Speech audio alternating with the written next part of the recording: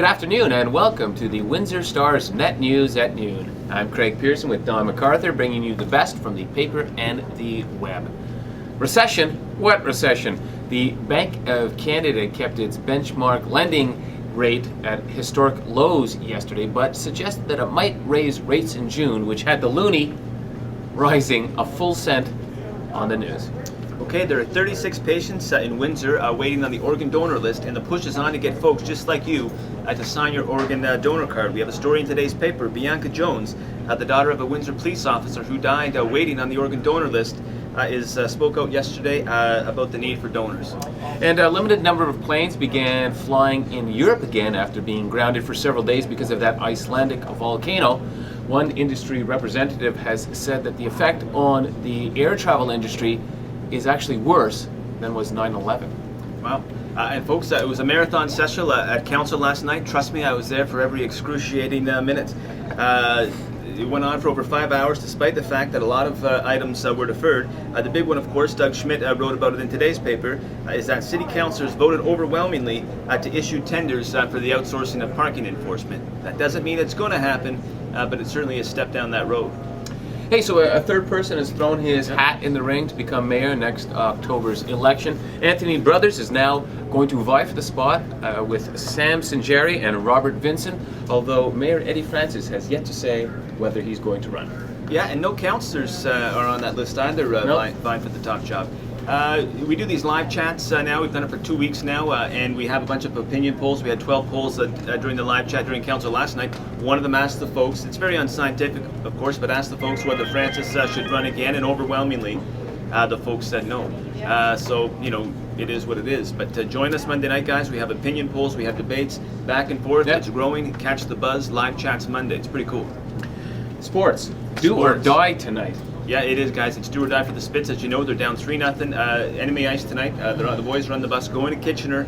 They got to win 4 straight to get to the conference finals. Their backs certainly are against the wall. And their first 2 rounds, they went without a loss, and unfortunately 3 in a row losses right now. It's got them looking... Well, exactly. The Duffer, actually, he just posted a column a blog today about it, and he pointed out, actually, that 2 of the Spits were on the Belleville Bills when they came back from a 3-0 deficit 2 years ago against the Kitchener Rangers. So, I mean, there is hope. And as these boys showed last year, like in Rimouski, you know what I mean? Never count them out. So, go Spits. Yeah, go it's still live blog, folks, tonight at 7. Make sure you check that out.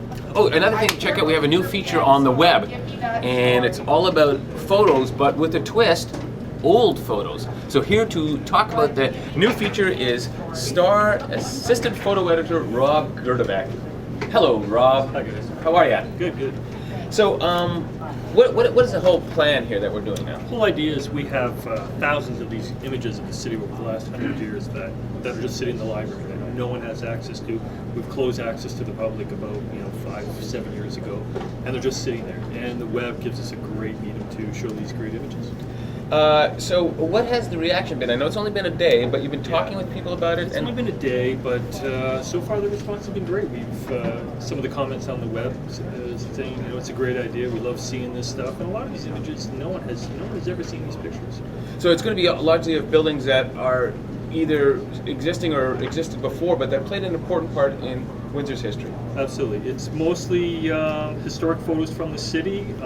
Most of the buildings are still there. A lot of people will recognize them. Most people drive by them every day and not recognize, the importance they played in the city's history. Do you have a couple of examples? Sorry.